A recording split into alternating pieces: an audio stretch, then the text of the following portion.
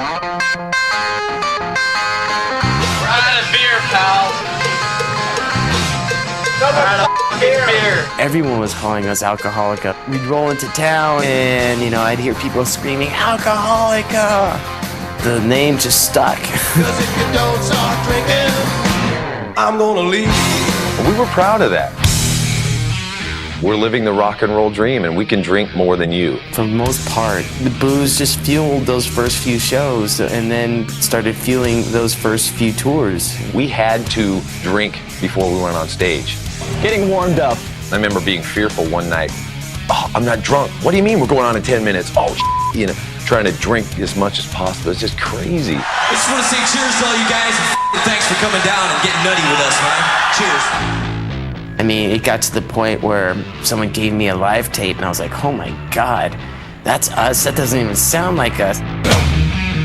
We were out to drink and destroy. We'd come out of clubs at 7 in the morning. People are off on their way to work. We're jumping on the hoods of their cars at stop signs. Go to work. The kind of stuff that we were doing just probably shouldn't be talked about in family television. Shooting guns off at hotels, in the middle of Hollywood. It also involved a lot of other things, like partaking in the odd female.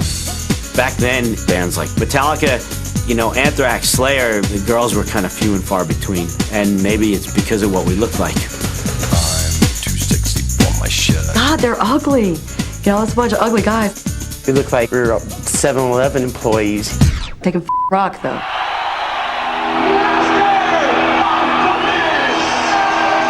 1986 was when Master of Puppets came out, and then they went out and did that Ozzy tour.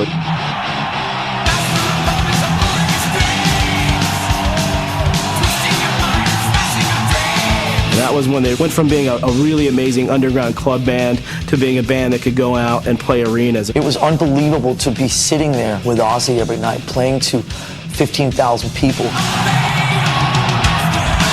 I'm there, Coliseum. The place was packed. Looking around, and they all had Metallica shirts on. Everybody was headbanging, and somebody tore off the seat cushion off their seat, and they threw it at the stage. And so everybody started doing it. It looked like piranhas attacking a ham, you know what I mean? I've been to probably a couple hundred concerts, and this is the only concert I was ever scared at. And when it was time for them to leave, to get off the stage, everybody kept chanting.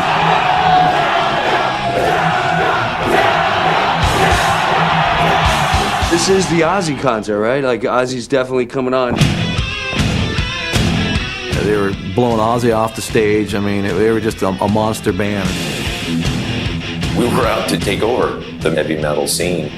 We were just having fun. You never actually got a chance to think that there was anything else that could be. We're with Ozzy in the States till late May, and then Europe after that.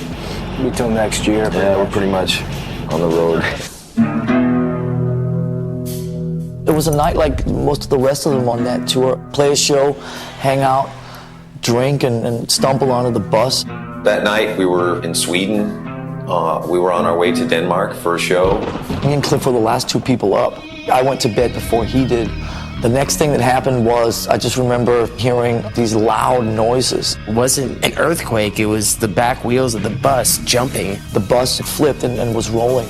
And I thought, oh my God, we're going off a cliff or something. The bus, went over on its side, and I kicked out the back window, which is the emergency window. I don't know what it was, 15-degree weather outside. We're all in our underwear. I just started freaking out. And I just knew instantly that something was horribly wrong. I could hear everyone else screaming and crying, but I didn't hear Cliff's voice. It was all kind of odd because we were standing there going like, where's Cliff? And turn around, I could see Cliff's feet sticking out from underneath the bus. There's no movement, there's no nothing. And that was just something that I'll never forget. The vision is just, it's burnt into my mind.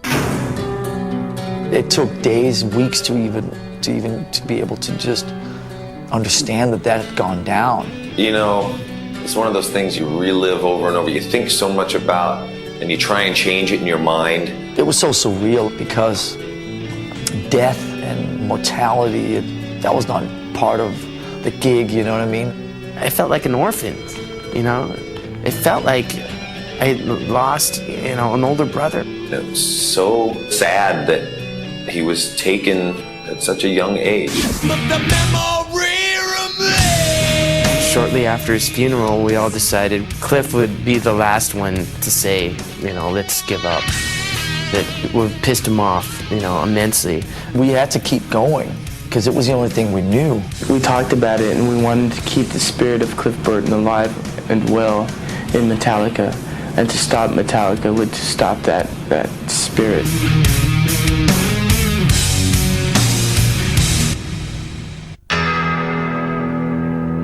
In the fall of '86, Cliff died. And as horrible of an experience of losing your best friend, there was no way the band wasn't going to go on. He's always had, you know, fighting attitude, because we know Cliff would want it that way.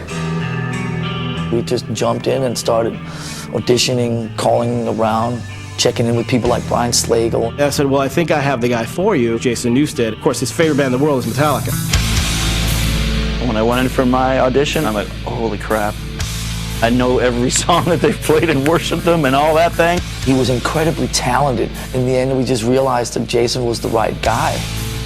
11 days after I was asked to be in Metallica, we were touring Japan. This is the new right here, Mr. Jason New Kid on bass guitar. It was like Cliff wasn't there, and it was tough. And the way that we coped with that was to take that out on Jason. They hazed the hell out of that guy. It's Jason's birthday today. Let's kill him. We would always go drinking, all of us, without him, and then we would, of course, charge the whole evening's festivities to his room. We love you, Jason. Honest. We would tell him things like, you know that mini bar in your hotel room? It's all free, Jason, so let's drink it. And I didn't know that it cost money. Dude, they're in your room, you know? We weren't very nice at all. Hey, let's go. No matter if this band goes for 20 more years, you know, I'm always going to be the new guy no matter what. With the release of Angels for All in '89, Metallica finally made a decision to make a video.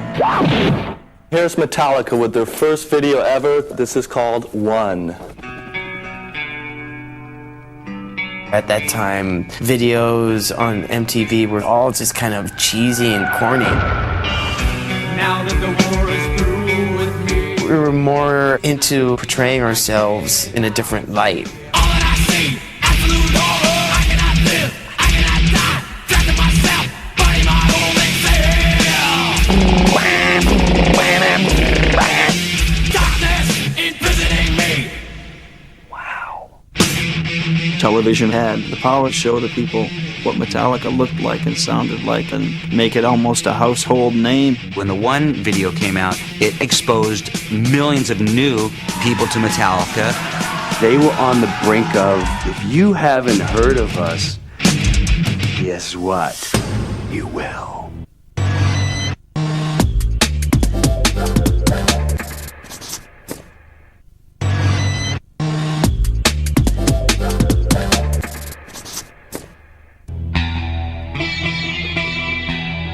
Me and James wrote what became the Black Album in probably about 3 months or so over the summer of 1990. It was a constant battle between Lars and I. You want to hear it with vocals? Go sing it. Just one verse and one chorus, that's all I ask. You know, we'd be fighting over ridiculous things that didn't matter. We'll fight for hours over it. The vocal line goes exactly with the guitar. But the conflict and the static created this electricity that we were hitting a new peak in everything. When that album started taking shape, it was just like one great song after another.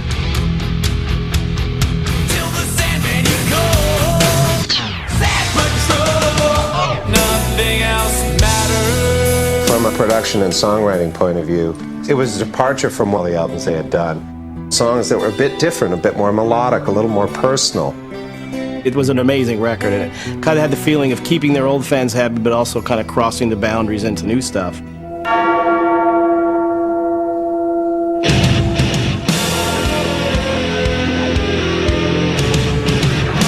Black Album was released in August of 1991. The metal world was lined up in the streets in the middle of the morning, waiting for a record store to open. The